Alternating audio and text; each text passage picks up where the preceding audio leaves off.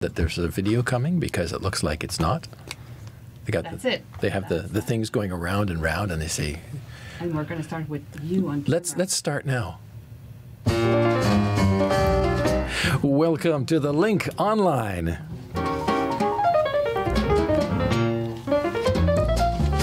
Hello once again, I'm Mark Montgomery, and with me we have a fabulous team today. We have Carmel Kilkenny. Yay! And on second microphone, Lynn Desjardins. Hello. And third microphone, and our webmistress is Marie-Claude Simard. Hi. We also say on keyboards sometimes. Yeah. In the control room, wondering what the heck we're all talking about, Martin Massé. Big wave from Martin. And in the background, in the deep background, hiding in the shadows, is our man of mystery, who holds the key to the supply cabinet and many other keys to many other things. Pierre Dutil is there. We can't see him, but we know he's there. They're saving on power. They don't light the back of the studio. All right, we're here, and if you'll notice, we're all wearing our poppies of remembrance today. And Carmel has a British poppy. This is from Peter Ashcroft in England, who regularly sends us over British. They're slightly different than ours, as you may tell if you look closely. Yeah, ours are kind of felt. This is paper. Well, we don't have the little green leaf. Plasticized, and they don't. And a long time ago, Peter Ashcroft sent me this big one. Wow! So we have a big one here Beautiful. too. Go, Peter! I love that one. Guy. Put that on the microphone. Put that on the mic. Did you see the place in Toronto, the church that was decorated with all the knitted poppies? Yeah, apparently, thousands of them. Yeah. What I'd like to know is if anybody is listening from Australia, maybe you could send us an Australian one, because I don't know what they look like exactly. Oh, that's interesting. Here we are yammering on. Perhaps not everyone knows we're talking about commemorating Remembrance Day, and that's why we have the poppies. And Remembrance Day remembers those who have sacrificed their lives in war, specifically coming up on November 11th, because that is the date that the armistice came into effect, which ended the First World War. And so we remember all soldiers in all wars since then on that day. We'll have a little bit more about that later on in the program, but right now, Lynn, what do you have for us this time? I'll tell you about a lawyer who says Canada should take action to protect journalists both at home and abroad. And Carmel? And I'll tell you why Mountain Equipment Co-op issued an apology. And as we approach Remembrance Day, I'll speak to an historian who talks about Canada's 100 days, which helped end the First World War. That's coming up on this edition of The Link Online. Well, we're going to start out talking about journalists and threats to them. And this week, of course, U.S. President Donald Trump took on an especially aggressive tone with reporters at one of his news conferences. He has called them the enemy of the people, racists. And on Thursday, he castigated a CNN reporter, Jim Acosta, later lifted his credentials, banning him from the White House briefings. And this has horrified reporters and those who believe in a free press. And Lynn, you were talking to one of these people. That's right, Mark. Even before the Acosta confrontation, Toronto lawyer David Butt had written a newspaper editorial. And what he was saying is that Canada should change its criminal law to better protect journalists. He said that this would set an example. It would send a message to the rest of the world that Canada stands by the view that independent journalism is a crucial component of a healthy democracy. It's a series of factors that leads me to believe that these are dark times for journalists. We see, for example, the U.S. president frankly abusing his position to call independent journalists the enemy of the state. We see acts of violence directed towards journalism with a delivery of a pipe bomb to the CNN headquarters during the U.S. midterm elections. And, of course, we have the very high-profile death, appears to be murder of Mr. Khashoggi, a journalist. So we see a culmination of acts out, both verbal and actual acts of violence against journalism. And that's really what prompted my thoughts. Do you see troubling signs in Canada as well? Not to the same extent. I think it's fair to say that journalists in Canada, fortunately, do enjoy a degree of relative safety, even when they're calling out, the most egregious misconduct by some of the most powerful people in the country. So it's less a local concern, but rather an opportunity for Canada to make a bold statement internationally. Well, what do you think Canada should do? I think that Canada should amend our criminal law to make it clear that if you commit an act of violence, against a working journalist, that will make the penalty heavier than a comparable act of violence that is not against a working journalist. What that really does is send a message that Canada values the contribution to society that independent journalism makes. You mentioned that Canada should speak out. Do you think it should say something on the international stage beyond what you've just mentioned? Absolutely. That's certainly something, whether it be sanctions against countries that act out against journalists, whether it be diplomatic expressions of disfavor when there are acts against journalists. All of those things, I think, are part of the important international conversation that needs to go on. But it's also important when we're having those international conversations for Canada to be able to say, and look what we've done at home. We're setting an example here with our domestic laws, and those domestic laws themselves can teach a lesson to the rest of the world about valuing independent journalism. Why is this issue so important? The function of a journalist is to seek out the truth, to avoid partisan considerations, to be independent, and to simply give the public accurate information about what's going on in the halls of power, be they in business, government, politics, and so on. And that is a crucial function for any healthy democracy. Democracy empowers its citizens to make decisions about their leaders. But if the citizens don't have good information about their leaders, their decision-making can be deeply flawed. So journalism, independent journalism, is a crucial component of a healthy democracy, and that's why journalists need to be protected. How concerned are you about what we see going on in the United States and the rest of the world? Sure. I'm very concerned, and it's important that we make a bold statement at this time. And the last couple of years, when we've seen an increase in anti-independent journalism rhetoric, makes it even more important that this kind of statement be bold and that it be made now. And that interview with Toronto lawyer David Butt was recorded the day before, actually, Donald Trump's aggressive treatment of reporters that occurred right after those U.S. midterm elections. That was some very interesting television. Oh, yeah. And then there's the whole thing about, Trump's press secretary, the White House press secretary, Sarah Huckabee, tweeting out this doctored video that apparently I was watching online, a technician analyzing how the tape was slowed down to make the action of the reporter touching the aide who was trying to take away the microphone, to make it look worse than what it was, to make it look more dramatic. And that was the reason given for removing this reporter's credentials, was that he had put his hand on this young woman. It's quite astonishing, really. Well, the whole thing was rather bizarre, to say the least. Yeah. 90 minutes. 90 minutes. Oh, 90 minutes? 90 minutes of a press conference. Oh, yes. And a lot of it abuse. Well, name-calling anyway, but I mean, the lawyer Butt is talking about rather more serious stuff as well, when they're Khashoggi being murdered and other bloggers and reporters being imprisoned around the world and mistreated and so on and so forth. So it's very serious indeed. Yeah, and if you go to my my post with the interview on it, you'll see exactly how many reporters get killed on an annual basis around the world. And that's in the highlights section on the website.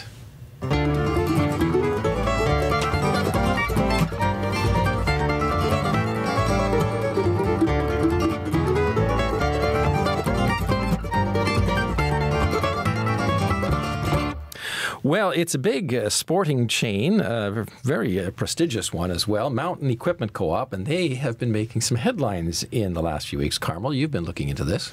That's right. Well, it's at an interesting turning point. The company started back in 1971, and over the last 47 years, the Vancouver-based retailers thrived in Canada, helping people get the best equipment available to enjoy the great outdoors and some for the great indoors. Under CEO David Labistor, the co-op grew from 2.7 million members across the country to 5.1 million now. That's over the last 11 years, his tenure. And they opened 11 more stores in that time as well. Labistor announced this week that he will be stepping down next summer, but perhaps his final legacy to the company will be the embrace of diversity and inclusion that MEC, as it's called in some places, or MEC, is now undertaking, from staffing to its marketing and advertising campaigns. Here's some of what he shared in an interview on the CBC's radio program The Current. This was after he issued an apology for the company's practices in the past.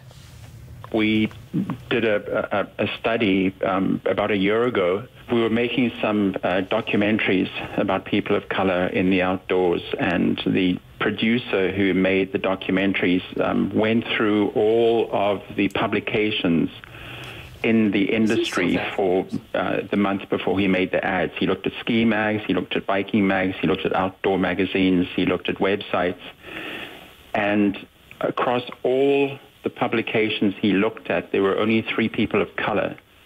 And those 3 people happened to be porters or drivers in the adventures that were being spoken about in those magazines. We've been working on inclusion and diversity in the organization for over 3 years now. But it hasn't been a priority push. And in 2017, we got the information early 2018, is we did one of our annual studies. In our last survey, we included the question as to people could identify whether they were people of color or not. And what we got out of that survey was quite surprising, in that people of color were as inclined or more inclined to be active in the outdoors than white people. And that really jumped out at us. We need to represent the communities in which our stores are, and we need to represent the diversity that is Canada. And if we don't, we will not remain relevant into the future. The first thing is our brand has to be diverse in how we represent ourselves, which is largely around imagery. The second thing is we have to hire and support a more diverse workforce. And then, of course, the third part is that our representatives and our ambassadors need to be diverse as well, and we're actually doing a reasonable job in that one now. So for me, this is an organizational imperative. This is not a political imperative. I understand there's a huge amount of cynicism towards brands and businesses today. And everything you do is going to come under scrutiny and criticism from some quarter of the community. There's another study which shows that by 2031, 63% of the population of Toronto will be people of color, 59% of the Vancouver population, and 41% of the Montreal population. So if we don't diversify the organization, we will not be relevant into the future. That's David Labastor, the CEO of Mountain Equipment Co-op, and he issued an apology over the web to all the members of the company, apologizing for their former ways. Now, during the discussion on the radio program The Current on about how outdoor life is presented in Canada, they included this clip from up-and-coming Canadian comedian Gilson Lubin. He was born in St. Lucia. Here's his take on some so-called Canadian traditions. There are things in this country that I'm looking for that I've heard about but haven't seen with my own 2 eyes. Anybody else like that? Like leprechauns. I heard about that when I was in St. Lucia. I was like, leprechauns? Unicorns, is that real? Black people with cottages, is it real? I have yet to be invited to a cottage by a black family, not once.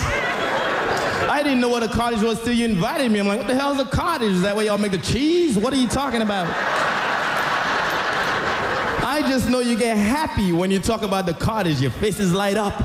Give us one cottage. You won't see us. We're not idiots. Our history in the woods is not a success story. We like the city where there's lights and witnesses. We don't...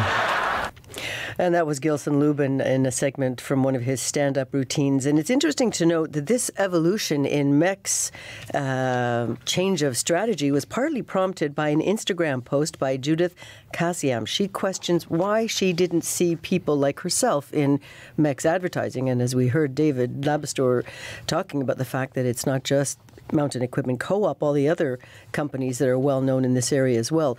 She left her home in war-torn Congo for a new life in Vancouver, and this past weekend she addressed an audience at a discussion on racism in the outdoors in Banff, Alberta.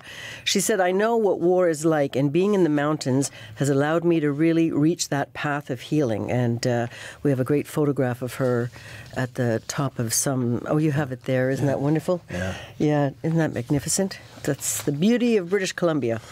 So Judith Kassiam is now a Mountain Equipment Co-op ambassador, one of several for the company. All right. Coming up, we take a look at Remembrance Day.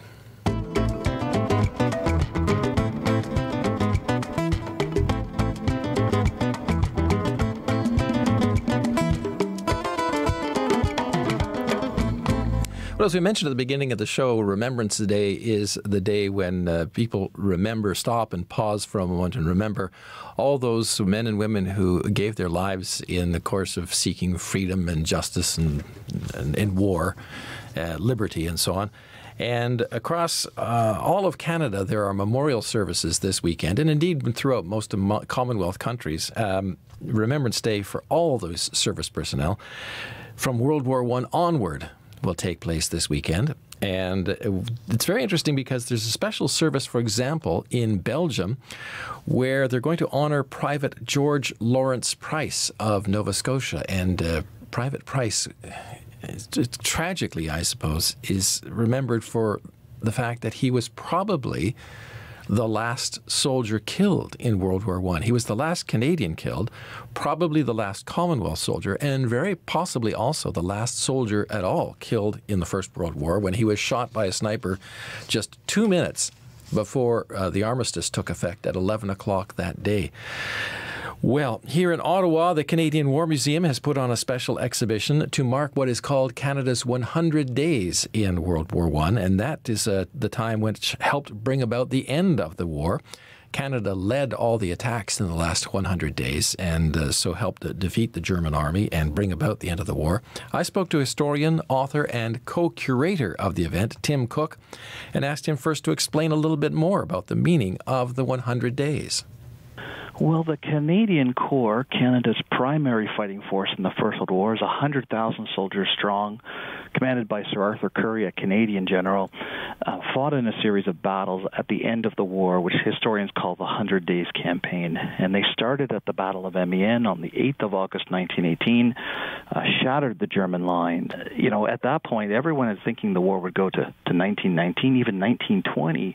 And so that's the start of the series of hard-fought victories by the Canadian Corps. They moved to the Arras front east of Vimy Ridge, and they attacked and pierced the German line there. They captured Cambrai on October 9th, and finally they captured Mons at the end of the war.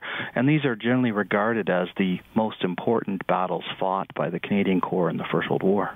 But by that point, the Canadians had already earned a rather fearsome reputation. They had. They were recognized as shock troops. And in fact, the attack at Amiens had to be done in secrecy, with the Canadian Corps moved secretly to the battlefront because the Germans knew that if the Canadians were there, that there was likely going to be an offensive. And the Canadians had earned that reputation the year before, delivering victories at Vimy in April 1917, at Hill 70, and at Passchendaele. And so, yes, the Canadians had a fearsome reputation for being thrown into the attack and for delivering victory. And of course, this is a highly significant year to stage this at the Canadian War Museum as well. It is 100 years on since the end of the war, and I think it's a time when Canadians are thinking more about the First World War, and of course we'll be coming soon to Remembrance Day, and that's always a focal point for Canadians to reflect upon the service and sacrifice of all Canadians in war, but it's grounded, of course, in Armistice Day in the First World War.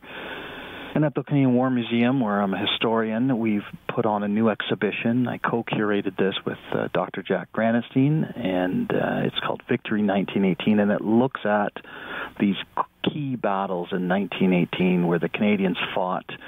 We talk about the Canadian Corps. We talk about Sir Arthur Currie, who, of course, after the war became principal of McGill University. And we talk about those Canadians and how they coped and how they survived and how they kept fighting. It's quite extraordinary. Those victories in the 100 days cost 45,000 casualties. So there was never any easy victories on the Western Front. Every battle had to be bought in blood, and the Canadians spearheaded those battles one after another, and eventually they contributed significantly to the victory over the Germans. And that was historian, author, and co-curator of the Canadian War Museum exhibit Victory 1918, The Last 100 Days. And the full interview and links are in the highlights section. And you can see on the screen there some of the artifacts that are in that exhibit, including the uniform, the tunic of the Canadian General Sir Arthur Currie. He was a big man. He was almost 2 meters tall, and he was a heavy man as well. He weighed over 100 kilograms, so he was a big, tall, big man. But he was also recognized as probably one of the best generals of the First World War as well. And that certainly helped the Canadians through his directorship, leadership, I guess, to when planning some of these battles that the Canadians won, where, for example, at Vimy Ridge and Hill 70, others had failed with huge loss of life. So very interesting exhibit there, very interesting bit of history. You, Marie-Claude, have something to show us about that as well. Yes, here we go. This is Remembrance Day 2017, paying tribute to Canada's fallen heroes, CBC. Yeah, we'll watch a little bit of this because it's fairly long. It's a 2-hour program, so we'll watch a couple of minutes of it. There are some period photos. I imagine there's sound. Is there sound? Should we? Yeah. That's a colorized photo there. They've been doing that with a lot of these World War I images, is they've been colorizing them to give you a bit of a sense of what it was like, I guess. But look at that. I mean, that's... Well, it works. Colorizing them, it makes it more relatable. And that's the Vimy Memorial in France. Hugely impressive. That's World War II. We're landing now in World War II. That's Korea.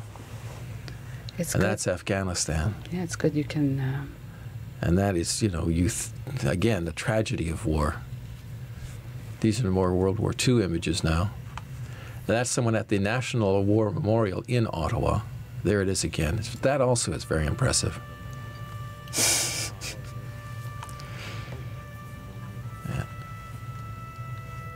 Lest we forget the lesson. And that is the tomb of the unknown soldier, which is at the foot of the War Memorial.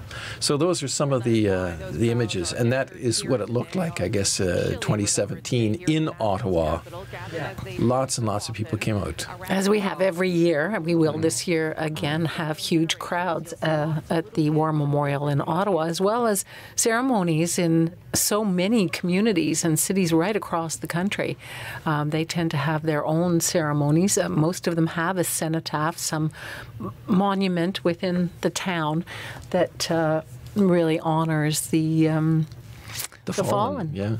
A lot of these smaller towns also hold their ceremonies on the Saturdays so that the people can, if not be present for the Sunday one, watch it on TV as well. Now, the thing, of course, is in Canada, often November 11th, the weather is a little bit tough. But this year, it's going to be quite lovely. It's going to be cold, but at least it won't be raining. We're having some terrible weather for the next 36 hours with snow and rain and wild winds, but Sunday looks to be bright, sunny, a little chilly, but at least the worst of the weather will have abated. Well, you can dress warmly for cold weather, but when it's blustery and snowy and rainy and miserable, and let's face it, a lot of the veterans, because not all of them, of course, we still have modern veterans from Afghanistan who are young men, but a lot of the veterans are quite elderly right now, and the weather is harsh for them, so a lot of them can't come out anymore. You see them come out, though, and some of them in wheelchairs with their blankets, and it's quite something. I often go and it's very moving. Oh, it absolutely is. Yes, yes. I've covered it in the past as part of my duties as a journalist, and I imagine you have as well at times. Yeah.